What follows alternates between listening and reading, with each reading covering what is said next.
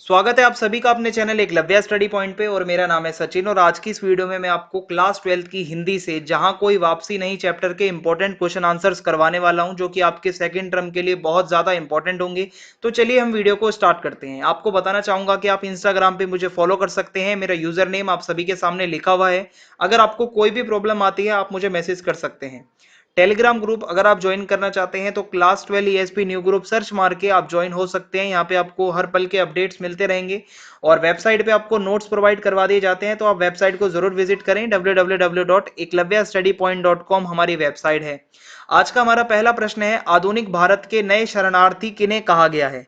तो देखिए, औद्योगिकरण और विकास के नाम पर जिन लोगों को उनके रहने की जगह से और घरों से उखाड़ कर हमेशा के लिए भगा दिया जाता है, बेच दिया जाता है, ठीक है, और इनकी जमीनों को भी सरकार छीन लेती है, ऐसे लोग हमेशा बेघर हो जाते हैं। इन्हीं लोगों को आधुनिक भारत के नए शरणार्थी कहा गया है। शरणार्थी क्या होता है? जो अपना घर छोड़ के कहीं और रह रहा होता है मजबूरी में, ठीक है, ये हो जाएगा। फिर है, लेखक के अनुसार स्वातंत्र्योत्तर भारत की सबसे बड़ी ट्रेजेडी क्या है। ठीक है, तो सबसे बड़ी ट्रेजेडी यही है कि हमारे देश के जो पश्चिमी शिक्षित सत्ताधारियों का ध्यान कभी नहीं गया कि पश्चिम की देखा देखी में और नकल में योजनाएं बनाते समय हमने प्रकृति, मनुष्य और संस्कृति के बीच का जो संतुलन था, जो बैलेंस था, वो सारा बिगाड़ दिया है विकास के नाम पर। और ये संतुलन को कैसे बचाया जा सकता है? ठीक है, हम पश्चिम को मॉडल बनाए बिना भी अपनी मर्यादाओं के आधार पर अपना औद्योगिक विकास कर सकते हैं। और जिस तरीके से हम अपना एक मतलब देखें कि हमारा भारतीय स्वरूप हम कैसे निर्धारित कर सकते हैं, पर ऐसी सोच कभी किसी शासक के मन में आई ही नहीं। ठीक है, हम तो सिर्फ देखा देखी में लगे रहे। फिर है, प्रकृति के कारण विस्थापन और औद्योगिकरण के कारण विस्थापन में क्या अंतर होता है। तो देखो, बाढ़ या भूकंप जैसी आपदाएं जो है ये प्राकृतिक आपदा होती हैं। तो अगर प्रकृति के कारण कोई विस्थापन होता है तो वो मतलब थोड़े समय के लिए होता है। बाढ़ है, भूकंप है, वो हमेशा तो पूरी जिंदगी रहेगा नहीं, आके चला जाएगा, थोड़े समय बाद फिर लोग आके रह लेंगे। लेकिन जब औद्योगिकरण के कारण किसी को अपने घर से वहां से हटाया जाता है, कि बोला जाता है यहाँ तो फैक्ट्रियां लगेंगी, यहाँ से घर छोड़ो अपना, यहाँ से जाओ, तो वो बेचारे लोग वापिस आकर उस जगह पर नहीं रह पाते।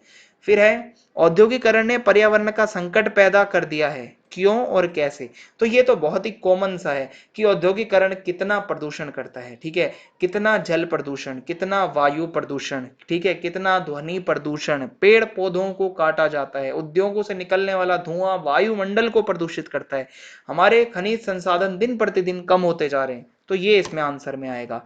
फिर यूरोप और भारत की पर्यावरण संबंधी चिंताएं किस प्रकार से भिन्न हैं। तो देखिए, यूरोप में पर्यावरण का प्रश्न मनुष्य और भूगोल के बीच संतुलन बनाए रखने का है, जबकि भारत में यही प्रश्न मनुष्य और उसकी संस्कृति के बीच संबंध बनाए रखने का है। इसलिए दोनों देशों की पर्यावरण की चिंताओं में अंतर है। हम चाहते हैं कि हमारी संस्कृति और जो मतलब मनुष्य है उसका संबंध बना रहे। ठीक है, मतलब इस तरीके से। वहीं अगर यूरोप में देखें तो वहां पे लोग जो है मनुष्य और भूगोल यानी कि पृथ्वी के बीच का संबंध है, जो संतुलन, जो बैलेंस है वो बना रहे, इस पर ज्यादा ध्यान देते हैं। फिर अगला प्रश्न है, आधुनिक औद्योगिकरण की आंधी में सिर्फ मनुष्य ही नहीं उखड़ता, बल्कि उसका परिवेश, संस्कृति और आवास स्थल भी हमेशा के लिए नष्ट हो जाता है। ठीक है, ये कथन है। अब ये जो हमारा पाठ है जहां कोई वापसी नहीं, इसके आधार पर हमें इस कथन को स्पष्ट करना है, इसकी समीक्षा करनी है।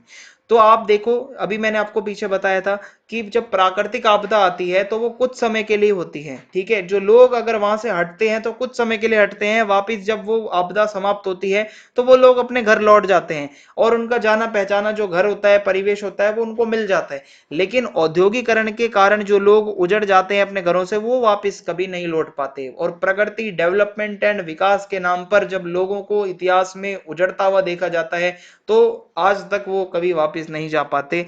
और यही एक विडंबना है कि आधुनिक औद्योगिकरण की आंधी केवल मनुष्यों को नहीं उड़ाती, बल्कि उनका पूरा परिवेश वो खत्म हो जाता है, उनकी संस्कृति खत्म हो जाती है, उनका आवास स्थल सब कुछ खत्म हो जाता है, जो उनसे छीन लिया जाता है। तो ये इंपॉर्टेंट प्रश्न थे इस चैप्टर के, जो कि आपके पेपर में पूछे जा सकते हैं। आप इनको जरूर याद कर लेना और चैनल को सब्सक्राइब करना ना भूलें। वीडियो को लाइक जरूर कर दें, ज्यादा से ज्यादा कमेंट करके आपको बताना है कि वीडियो आपको कैसी लगी। और एक बात आपको बताना चाहूंगा कि नोटिफिकेशन बेल को आप जरूर प्रेस कर दें, ताकि जो भी वीडियो का नोटिफिकेशन है वो आप तक आता रहे, आपको कोई भी दिक्कत ना हो। और आप ज्यादा से ज्यादा अपने दोस्तों में इस वीडियो को शेयर कर दें, ये आपसे रिक्वेस्ट है। सो जय हिंद, जय भारत। बहुत बहुत धन्यवाद आप सभी का इस वीडियो को देखने के लिए। मिलते हैं नेक्स्ट वीडियो में, और जो भी आपके चैप्टर बचते हैं वो जल्द से जल्द कंप्लीट करवा दिए जाएंगे।